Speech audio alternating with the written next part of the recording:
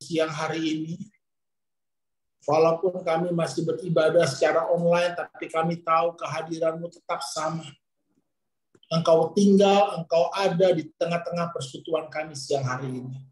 Dan Engkau memberkati persekutuan kami siang hari ini, biarlah firman-Mu benar-benar menjadi terang yang menerangi hati dan pikiran kami, yang menuntun jalan kami, sehingga kami boleh menyatakan kemuliaan-Mu di tempat di mana kami berada, di pekerjaan kami, di keluarga kami, di lingkungan kami, dan nama-Mu dipermuliakan. Kami siap menerima firman-Mu ini dengan hati dan pikiran kami yang terbuka.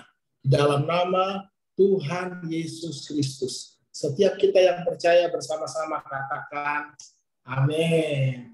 Ya, Shalom, selamat siang semuanya. Apa kabar Ibu Pinkan? Lama nih tidak bersua, ya. Baik Pak, puji Tuhan. Sehat. Kapan ini onsite-nya ini? Online terus ini? Sudah keasikan online kayaknya ya. Nggak mau kumpul-kumpul lagi ya. Ya kita bersyukur ya. Di tengah kondisi sekarang ini ya bangsa negara kita semakin membaik. Ya, kita terus berdoa. Ya, dan kita percaya justru di tengah kondisi seperti ini kita boleh menjadi berkat dimanapun kita berada. Nah, firman Tuhan izinkan siang hari ini ya, saya mau menyampaikan satu kebenaran mengenai kunci menang dalam ujian iman. Ya, coba lihat semua yang terjadi dalam hidup kita adalah ujian iman, khususnya untuk kita umat Tuhan. Mengapa? Ya, kalau kita baca dalam Yakobus, ya, pasalnya yang pertama ayat yang ke-12 dikatakan dengan jelas, berbahagialah orang yang bertahan dalam pencobaan. Sebab apabila ia sudah tahan uji, ia akan menerima apa? Mahkota kehidupan yang dijanjikan Allah kepada barang siapa yang mengasihi Dia. Perhatikan baik-baik firman Tuhan siang hari ini. Apabila ia sudah tahan uji, ia akan menerima mahkota kehidupan. Mahkota kehidupan ini tidak diberikan kepada semua orang dan juga tidak kepada sembarang orang. Tidak semua orang yang diselamatkan yaitu menerima mahkota kehidupan, Bapak Ibu. Coba bedakan, ini bukan keselamatan, ini mahkota kehidupan dan diberikan kepada mereka yang apa? Yang sudah terbukti tahan uji. Nah, mahkota itu adalah bicara tentang kuasa untuk memerintah. Jadi kalau kita menerima mahkota kehidupan, artinya kita akan memerintah bersama dengan Tuhan Yesus di bumi ini. Itulah pencapaian tertinggi dalam hidup kita. Yaitu apa? Memerintah bersama Tuhan Yesus Kristus. Ya, nah itu hanya bisa terjadi kalau kita sudah tahan uji. Jadi siang ini apa, Pastor? Kunci untuk kita bisa menang ya dalam ujian iman sehingga kita menerima mahkota kehidupan. Kuncinya adalah apa motivasi hati saya. Sambil tetap di-mute, katakan setelah saya. Motivasi hati saya menentukan apakah saya tahan uji atau tidak. Nah, itu yang paling penting karena firman Tuhan berkata dalam 2 Korintus 10 ayat 18, sebab bukan orang yang memuji diri yang tahan uji, melainkan orang yang dipuji Tuhan. Perhatikan baik-baik. Bukan orang yang memuji diri yang tahan uji. Siapakah orang yang tahan uji? Yaitu orang yang dipuji Tuhan. Nah, Anda di sini ingin dipuji manusia atau Anda ingin dipuji oleh Tuhan? Itu menentukan apakah kita akan menjadi orang yang tahan uji. Kalau kita selama hidup kita hari-hari ini kan orang berlomba-lomba ya. Untuk apa? Mencari pujian. Dari mana? Dari manusia. Nah, apa bedanya? Manusia itu memuji yang kelihatan. penampilan kita, prestasi kita, ya berbondong-bondong orang ingin apa? Kelihatan lebih cantik, lebih ganteng, atau menampilkan kemewahan, ya. Waduh, orang kita yang dipuji sebagai ini orang yang berhasil, orang yang sukses.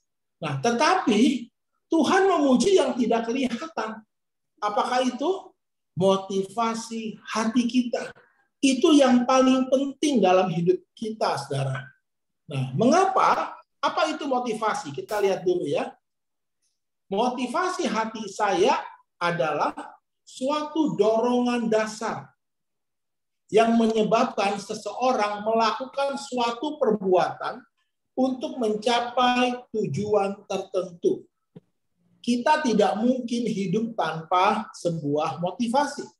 Apapun yang kita katakan, apapun yang kita kerjakan, itu semua didasari oleh suatu dorongan dasar, ya, satu motivasi untuk apa? Mencapai tujuan tertentu.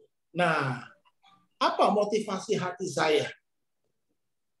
Motivasi hati saya bukan perbuatan saya, menunjukkan siapa saya yang sebenarnya. Jadi siapa saya yang sebenarnya? Itu sebenarnya ditentukan bukan oleh perbuatan saya yang kelihatan, tapi justru ditentukan oleh motivasi hati saya. Nah, perbuatannya baik sekali, ya, memberi, melayani Tuhan, ya, apalagi saudaranya berbuat amal. Namun yang menentukan baik atau jahatnya bukan perbuatannya, tetapi apa? Apa motivasi hatinya? Kalau motivasi hatinya itu tidak baik atau tidak tulus, ya dia orang yang jahat, saudara. Ya, saya baru selesai melayani guru-guru di tempat ini, saudara. Ya, saya share seperti ini siang hari ini, pagi tadi ya, bahwa penipu itu, ya, semua kelihatannya baik di luar. Tidak ada penipu itu seperti penjahat. Semua penipu itu orangnya baik. Bahkan waktu saya ditipu pertama kali ketika saya dan istri kami mau menikah, yang menipu kami itu pasti tidak ada di sini, ya. Namanya itu Maria. Waduh, kurang apa? Ya kurang ajar lah. Namanya rohani sekali. Bahkan jemaat saya ditipu, ya, buktikan ya, yang nipu itu namanya adalah Yohanes. Yang nggak ada lah di sini orangnya, ya. Waduh. Bahkan kita tuh sulit percaya kalau dia itu penipu. Kenapa? Baik penampilannya, perkataannya. Bahkan waktu saya datang ya sama istri, ya, waktu itu belum menikah, mau urus pernikahan karena budgetnya terbatas, dia ngomong gini, "Shalom Mas Doni," pakai shalom lagi, ya. Waduh, ya. Apa yang Mbak Maria bisa bantu? Aduh, senang sekali Mbak Maria bisa bantu. Nah, singkat cerita ya uang saya hilang lah ditilep dia gitu, ya. Nggak nyangka. Waktu itu belum zaman sosial media, ya. Jadi waktu mentor atau pembimbing pranikah saya bertanya, "Kamu ngurus pernikahan sama siapa?" Saya bilang, "Sama itu loh Mbak Maria." "Maria yang mana?" Waktu ketahuan, "Aduh Doni, hati-hati. Dia itu suka nipu lu." Saya bilang apa?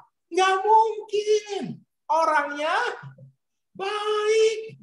Namanya siapa? Maria." Maria Mercedes mungkin. Ya, ngomongnya apa? Shalom. Nah, tapi sadar hari ini. Perbuatannya boleh baik. Ya, tapi kalau motivasi hatinya salah, ya orangnya nggak baik. Jadi baik atau tidaknya seseorang bukan ditentukan oleh perbuatannya, tapi apa motivasinya. Camkan itu baik-baik. Nah, mari tetap sambil di-mute, ya, baca statement ini 3 kali, ya, supaya tertanam, ya. 2, 3.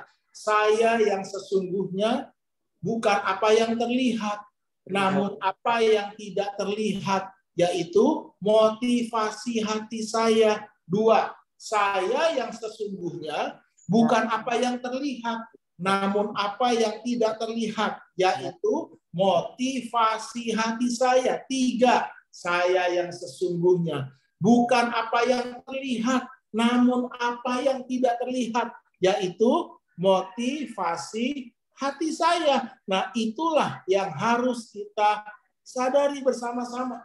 Kita lihat contohnya di Alkitab ya. Ini Yudas Iskariot. Ya, Yohanes 12 ayat 4 sampai 6. Tetapi Yudas Iskariot, seorang dari murid-murid Yesus yang akan segera menyerahkan Yesus, berkata, "Mengapa minyak narwastu ini tidak dijual 300 dinar dan uangnya diberikan kepada orang-orang miskin?" Satu kali Tuhan Yesus diundang ke sebuah perjamuan makan. Dan tiba-tiba ketika perjamuan itu sedang berlangsung, Yesus sedang makan, masuklah seorang pelacur. Dan dia memecahkan satu buli minyak narwastu yang begitu mahal. Itu 1 tahun upah kerja pada masa itu.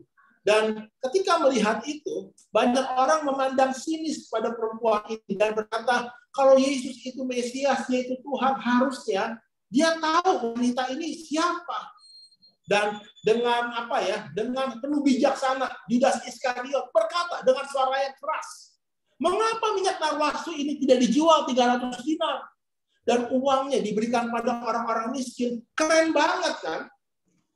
Ya, saya yakin nggak ada yang salah lah, ini pendapat yang baik, ya. Tapi masalahnya bukan pendapat, orang akan melihat Yudas berkata gini, "Wih, ini orang keren banget nih. Ini orang yang bijaksana, ini orang baik banget." Tapi ingat baik-baik, Tuhan itu melihat apa? Apa motivasi hati kita? Dicatat kan, hal itu dikatakannya bukan karena ia memperhatikan nasib orang-orang miskin, melainkan karena ia adalah koruptor, pencuri. Ia sering mengambil uang yang disimpan dalam kas yang dipegangnya. Jadi siapa saya? Saya yang sesungguhnya bukan apa yang terlihat, tapi apa yang tidak terlihat, yaitu motivasi hati saya. Ya, saya pun sebagai hamba Tuhan, sebagai pengkhotbah, sebagai gembala juga di Victory Church Indonesia, yang terpenting nih, yang harus saya jaga, saya dan istri dan tim semua adalah motivasi hati saya. Boleh aja nih saya berkhotbah, saya melayani, kelihatannya berohani, tapi di mata Tuhan, berohani atau tidaknya bukan perbuatan saya. Apa motivasi hati saya? Apakah saya benar-benar melayani Tuhan atau ada maksud-maksud lain? Nah, itulah yang kita sama-sama harus selidiki. Ya, apalagi kita sebagai satu persekutuan ya. Jangan sampailah kita bersekutu dalam sebagai saudara seiman ada motivasi yang terselubung. Nah, itu yang kita harus sama-sama periksa. Ya, saya percaya ya, Anda harus sadari ini kebenarannya. Ya, nah, baca sama-sama yuk. Sekali aja cukup, 2, 3. Saya yang sesungguhnya bukan apa yang terlihat, namun apa yang tidak terlihat, yaitu apa? Motivasi hati saya. Nah, motivasi hati saya menentukan akhir hidup saya. Camkan itu baik-baik. Kita lihat apa akhir hidup Yudas Iskariot. Mati, gantung diri, binasa.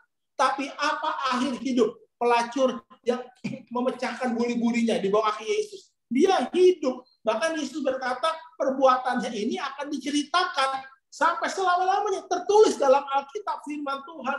Dan itu tidak akan lenyap. Jadi siang hari ini saya rindu. Ya, yang terpenting bukan apa yang kita lakukan. Yang kita lakukan penting, tapi yang terpenting bukan itu. Tapi yang terpenting adalah apa motivasi hati saya. Yang harus diubah dan yang harus berubah dalam hidup kita adalah motivasi hati kita. Kita lihat murid-murid Yesus. Ya, awal mulanya murid-murid Yesus tuh ikut Yesus pun tidak dengan motivasi hati yang benar loh. Ya, di hati dan pikiran murid-murid Yesus, mereka melihat bahwa Yesus ini kan Mesias yang dijanjikan. Di pikiran mereka, Anda harus mengerti ya, di pikiran mereka, Yesus ini akan jadi raja. Jadi selama 3,5 tahun mereka yang mengikuti Yesus, kalau Anda baca di Alkitab tertulis kok, mereka itu sering bertengkar. Dan bertengkarnya soal apa? Siapa yang terbesar di antara mereka? Betul ya? Maksudnya apa? Jadi mereka berpikir kalau Yesus nanti jadi raja nih, waduh, Petrus, Yohanes, Yakobus udah rebut-rebutan kursi itu, kabinet. Mungkin Petrus berkata, kalau nanti Yesus jadi raja, wah saya harus jadi, sebutlah, mungkin menteri dalam negerinya. Dan mungkin Petrus sudah berkata kepada keluarga besarnya, nanti tenang ya, Om akan jadi orang berkuasa, nggak lagi jadi nelayan. Semua akan Om biayai sekolahnya. Tiba-tiba Matius 16 kan menulis, Yesus berkata, anak manusia akan disiksa, menderita, lalu mati. Waduh, Petrus kebakaran jenggot. Dia tarik Yesus ke belakang dan berkata apa? Guru, sekali-kali itu tidak boleh terjadi. Lalu dengan segera Yesus berkata kepada Simon Petrus, berkata gini, enyahlah engkau iblis, engkau ular beludak, engkau hanya memikirkan apa yang dipikirkan oleh manusia, bukan apa yang dipikirkan oleh Tuhan. Dan kita bersyukur ya Bapak Ibu, Petrus di akhir hidupnya, apa yang berubah? Motivasi hatinya. Tuhan Yesus bertanya kepada Simon Petrus yang sudah menyangkal Yesus 3 kali. Apakah engkau mengasihi aku? Simon Petrus, apakah engkau mengasihi aku? Dan ketika 3 kali Yesus bertanya, Petrus pun menangis dan berkata, engkau tahu bahwa aku mengasihimu. Jadi pagi ini, siang hari ini, tidak peduli berapa lama kita sudah ikut Tuhan, melayani Tuhan, yang paling penting nih kita harus cek apa motivasi hati kita. Pastikan hati kita motivasinya itu tulus melayani Tuhan. Amin. Bukan cari pengikut, bukan cari untuk terkenal, ya. Nah, jadi sebenarnya kita akan mengalami yang namanya ujian motivasi hati. Nah, siapa di sini yang pernah kecewa? Saya mau beritahu ya, kalau Anda kecewa artinya apa? Motivasi hatimu nggak benar. Simpel itu. Wah, saya kecewa pastor sama pendeta ini. Ya, kenapa? Ada udang di balik bakwan. Ya. Tapi kalau Anda mengasihi, motivasi hatinya tulus, Anda nggak kecewa. Kenapa? Anda tidak menaruh harapan sama manusia. Tuhan yang balas kok, bukan manusia. Setuju ya? Ya, teman saya seorang pengusaha ya dia bertobat waktu dengar khotbah ini. Ya, dia berkata, aduh, bro, terima kasih katanya. Saya selama ini banyak kecewa. Kenapa? Ternyata motivasi hati saya salah. Saya nggak tulus bantu pelayanan. Ya dia bertobat. Ya sama, saya juga bertobat kok. Di awal-awal pelayanan saya, jujur, ada motivasi apa? Awalnya sih tulus. Begitu pelayanan, dapat uang, dapat persembahan kasih, bisa bengkok gitu. Tapi saya bertobat hari ini. Ya saya nggak peduli, saya nggak lihat gereja kecil, gereja besar. Saya mau melayani Tuhan kok dengan segenap hati saya. Apapun yang saya kerjakan dengan segenap hati untuk Tuhan, bukan untuk manusia. Jadi kita semua kok pasti akan mengalami ya. Tapi saya rindu dan Tuhan rindu kita semua benar-benar memperbaharui motivasi hati kita. Dikatakan dalam 1 Korintus 3 ayat 13 ya. Sekali kelak pekerjaan masing-masing orang akan nampak. Karena hari Tuhan akan menyatakannya. Sebab ia akan nampak dengan apa? Dengan api. Bagaimana pekerjaan masing-masing orang akan diuji oleh api itu. Jadi lihat hari-hari ini masa-masa sukar, Tuhan sedang menguji apa motivasi hati kita. Itu kelihatan waktu mengalami tekanan, waktu mengalami goncangan, itu akan kelihatan. Jadi sebenarnya ujian iman itu hanya ingin menunjukkan apa sih motivasi hati kita. Kalau kita sungguh-sungguh melayani Tuhan karena kasih, pasti lain hasilnya. Kita akan tetap setia ikut Tuhan, apapun yang terjadi. Jadi kalau ada orang kecewa ikut Tuhan, kenapa? Motivasi hatinya berkat. Ya bukan karena kasih. Nah, dengar baik-baik ya. Karena apa kita taat? Menunjukkan siapa kita yang sebenarnya. Nah, karena apa saya taat? Itu menunjukkan saya ini sebenarnya siapa. Itu bicara tentang motivasi hati kita. Kalau kita taat nih karena takut, artinya apa? Kita budak. Karena budak itu taatnya dasarnya karena takut. Diancam gitu. Waduh, kalau kamu nggak berdoa, kamu nggak diberkati, kamu masuk neraka, itu budak takut. Tapi kalau kita taat karena upah, nah kita orang upahan. Ya, Alkitab menulis ada orang upahan. Ya, selama saya dapat cuan, ya ada orang kan ibadah ingin dapat untung ya. Dapat untung ya senang ya. Waduh, tapi begitu nggak dapat upah, ya sudah, ya kalau sekarang kan persembahan kasih gitu kan, itu ujiannya. Tapi kalau kita taat, bukan karena takut, bukan karena upah, tapi karena apa? Karena kasih. Waduh, itu yang Tuhan cari, itu yang mahal. Satu kali saya lihat acara di YouTube ya. Kalau Anda klik di YouTube, ya bahasa Inggrisnya gold digger. Nah, gold digger itu adalah istilah perempuan-perempuan, wanita-wanita yang matre. Kalau istilah saya dulu perempuan matre. Ya, ada seorang laki-laki pakai kaos doang, pakai jeans ya, yang nggak terlalu bagus lah. Tiba-tiba deketin seorang wanita, ngobrol. Intinya apa? Setelah kenalan, ngajak kencan. Mau nggak kamu pacaran sama saya? Dinner sama saya kencan. Lalu dia ngomong gini, aduh sorry, saya nggak bisa. Saya udah punya pacar kok. Saya udah ada tunangan. Oh gitu ya. Begitu dia ngomong, oh gitu ya. Tiba-tiba, ini skenario ya, ada mobil tuh mendekat dia, mobil mewah. Tiba-tiba buka pintu, turun, kayak stafnya pakai baju keren, jas itu. Tuan, pesawat pribadi Tuan sudah menunggu, harus berangkat sekarang untuk pertemuan gini. Waduh, itu perempuan kaget. Kamu punya pesawat terbang? Oh iya. Oh, Bu, kalau kamu mau ikut, ayo ikut saya. Habis meeting cuma sebentar kok meetingnya, paling cuma 1 jam. Habis itu kita akan pesta. Kamu mau ikut nggak pesta? Di satu pulau gini. Itu perempuan yang tadinya bilang tidak mau, udah punya pacar, udah punya tunang, tiba-tiba, oke, saya mau. Dia ngikut. Loh, katanya kamu nanti malam ada dinner sama pacar kamu, sama tunangan kamu. Oh, gampang, itu bisa dibatalin.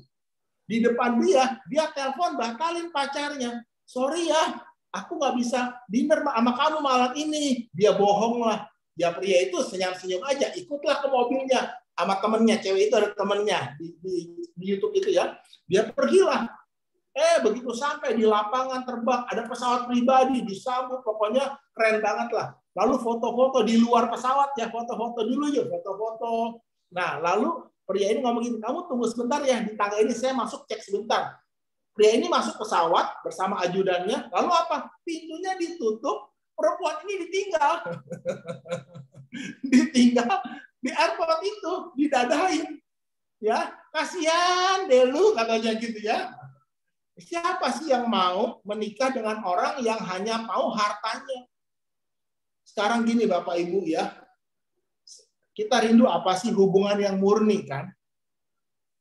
Nggak mau kan kita punya teman yang pengen mau harta kita doang gitu. Tuhan pun demikian.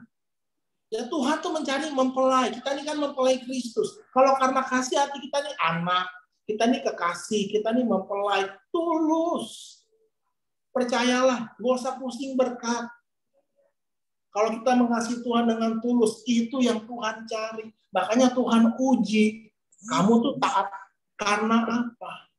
Nah, jadi siang hari ini, ya firman Tuhan, biarlah sungguh-sungguh mengingatkan kita semua.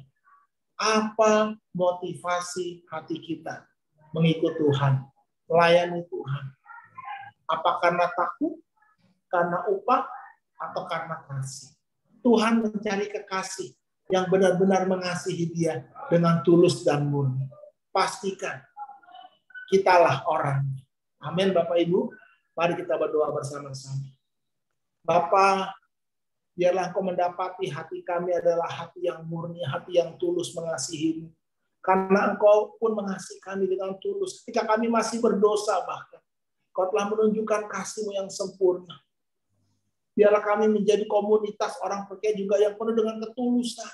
Bukan dengan kemunafikan. Dengan motivasi yang jahat, yang salah untuk mencari kepentingan atau ego kami. Tapi biar sungguh-sungguh kami boleh belajar. Biar kami didapati bahwa hati kami ini tulus, murni. Tidak ada motivasi yang lain selain kami mengasihi-Mu, menyembah-Mu, dan melayani-Mu. Meteraikan firman-Mu dalam hati setiap kami. Biarlah kami menjadi pribadi-pribadi yang tahan uji dan terbukti. Sehingga kami boleh menerima mahkota kehidupan dan memerintah bersama dengan-Mu untuk selama-lamanya di dalam kekekalan. Di dalam nama Tuhan Yesus, setiap kita yang menerima firman ini bersama-sama katakan amin. Tuhan Yesus memberkati.